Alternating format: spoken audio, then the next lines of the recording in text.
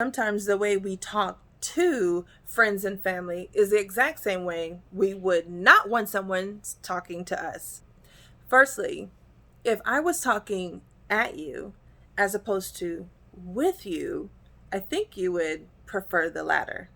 I think we would all agree and say we don't want another person's lackadaisical approach when they're talking to us. Ephesians chapter 4 verse 18 says, "They are darkened in their understanding, alienated from their life of God because of the hardening of their heart." This brings me to my first point. We get so comfortable as friends and family that we don't interpret how the words are being heard by the listener. Ephesians 4:12 says, "To equip the saints for the work of ministry, for the building up for the body of Christ." This is the antithesis of what the enemy does. The enemy will continue to remind you of any past failures that you have fallen short, any struggles that you have had, so that you focus on what you have not done right, so that you do not focus on Yahweh's plan for the benefit of the kingdom. Having struggles and pains and failures at the forefront of your mind can manifest as tearing someone down. That brings me to my second point. We lose focus of who the person is that we're speaking to, the listener. Speaking out of our minds by not using our mind, speaking without using our mind can have us sounding like a jerk. Speaking without thinking or thinking without using your heart, either way, doesn't sound like a friend at all. Sounds like a foe.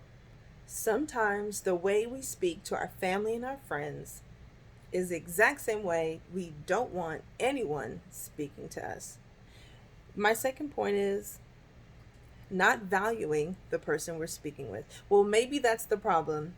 They have no value in our eyes. We have not realized the reason why the Creator made them. We're so focused on who they are to us, we have now forgotten we didn't make them in the first place. Have nothing good to say. Maybe you shouldn't say anything at all. A lot of times we know the triggers of family and friends. They have shared with us the things that have traumatized them. We also know what brings them delight. We also know what fills them with complete joy, but we don't use it as we talk to them. We speak to them as though we don't remember, or that we don't care, or that it's not that important to us.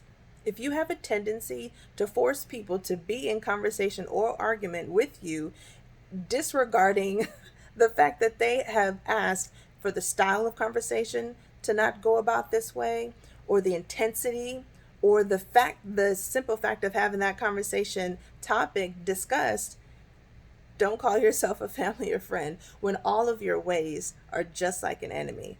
Sometimes the way we speak to our family and friends is the exact same way we don't want anyone speaking to us. That brings me to my third point. We lose focus of who the person is to us, who this listener is to us. As the thought comes to mind and you turn to the person to share with them what is on your mind, what is on your heart, please remember who this person is: your confidant, your companion, the person who has literally been present for you physically, financially, emotionally, the lover of your quirks, the person who has always been a listener to your long-winded stories, your unpaid therapist, your encourager, someone who sticks closer than a sister or a brother. Don't lose focus. Sometimes the way we speak to our family and our friends are the exact same way we wouldn't want anyone speaking to us. Keep that into consideration before you open your mouth, and keep love in your heart before you use your words. Before you use your words and separate you from your family and your friends.